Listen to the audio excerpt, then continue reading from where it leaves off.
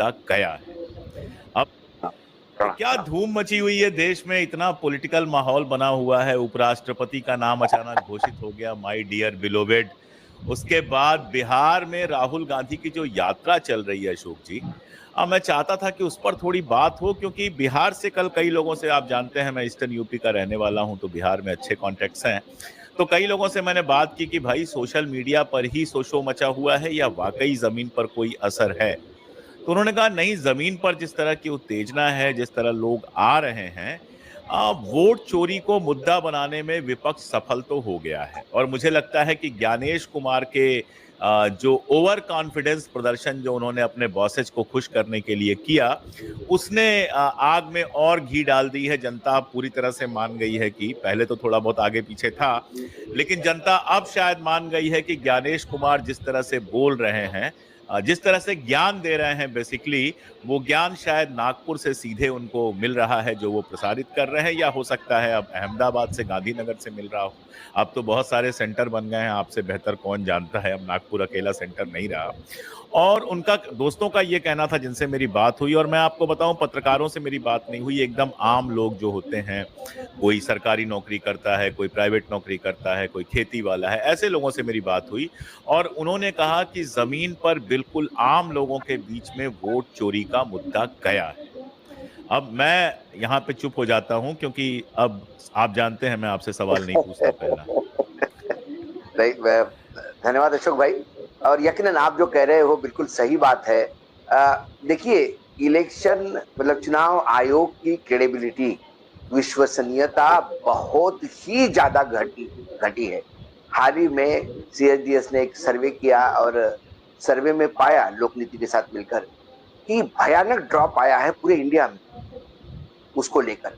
और आपने सही बात कही कि यदि आपको वाकई, यदि आप विश्लेषण करना चाहते हैं या लोगों के नब्ज पकड़ना चाहते हैं, तो आप पत्रकारों को मत पूछिए, पॉलिटिशियंस को मत पूछिए, आप पुराने पॉलिटिशियंस को भी मत पूछिए। कुछ लोगों में कीड़ा होता है राजनीति का, लेकिन व्यापारी होते हैं, उनको भी मत पूछिए। आप सामान्य इंसान को पूछिए जिसको राजनीति से कोई लेना नहीं। उस आदमी को आप पूछोगे तो आपको सही फीलिंग आएगी। मैं आपको दो उदाहरण देता हूं। पहले चुनाव आयोग पे जरा बताता हूं। मैं अभी 10 दिन पहले मैं नागपुर गया था। तो नागपुर में मैं जब उतरा एरोड्रम पे, तो गाड़ी लेने के लिए जो जाती है तो बाहर एक डोम बना हुआ है बड़ा, उसमें सब पिकअप होता है। तो मैं वहां गया तो रास्ते में आपको ऑटो चाहिए क्या, टैक्सी चाहिए क्या, टैक्सी चाहिए क्या, ऑटो चाहिए क्या, ऑटो टैक्सी वाले सब इकट्ठा मिलेंगे वहां। तो फिर मैं इंतजार कर रहा था गाड़ी में, तो ऑटो वाले अपने आपस में बात कर रहे थे, ऑटो टैक्सी वाले में। तो किसी ने कहा कि बताओ, गडकरी को भी निपटा दिया था 3.5 लाख वोट काट के। तो किसी ने कहा कि भैया चुनाव का कोई मायना ही नहीं है, मशीनें सब सेट है, यही लोग जीतते हैं, अब तो ये फालतू लोग क्यों चुनाव लड़ते, यही समझ में नहीं आता। मैंने ये सुना कानों से। उसके बाद मैं वापस आया और मुझे सर्दी का कुछ ज्यादा तकलीफ हो गई थी। मेरा एक नाक बुरी तरह से ब्लॉक था। और मेरी भांजी है ईएनटी स्पेशलिस्ट यहीं दिल्ली में, तो मैं उसको फोन किया तो बोले आ जाइए, आप हॉस्पिटल में आ जाइए, मैं चेक करती। उस दिन ड्राइवर नहीं था, तो मैंने ओला उबेर वाली जो है ओला ली। तो जाते समय मुझे एक कानपुर का ड्राइवर मिला जो कानपुर का रहने वाला है। मैंने उसको पूछा कि क्या माहौल लगता है आपको, कैसा है, कैसा चल रही है सरकार। बोला क्या फर्क पड़ता है, कोई भी सरकार आए, हम लोगों को कोई फर्क नहीं पड़ता, और चुनाव के तो कोई मायने रहे नहीं, क्या वोट डालने जाओ, आप किसको भी वोट दो, जाता तो उन्हीं को है। सब खेल होता है, बोले ऊपर से खेल है, सब पता है, अब आने वाले 100 साल तक यही लोग काम करेंगे। ये वापस आ रहा था मैं, तो मुझे दादरी का लड़का मिला जो दादरी में रहता है और जो आता है।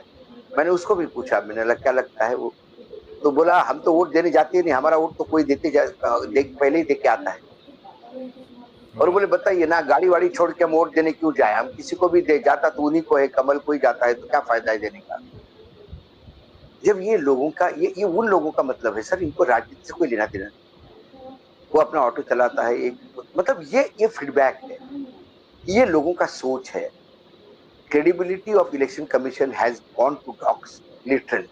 एक जमाने में शेषन और लिंगदो जैसे लोग थे, वो तो अब किंवदंती हो गए, बस वो कहानियों में रह गए।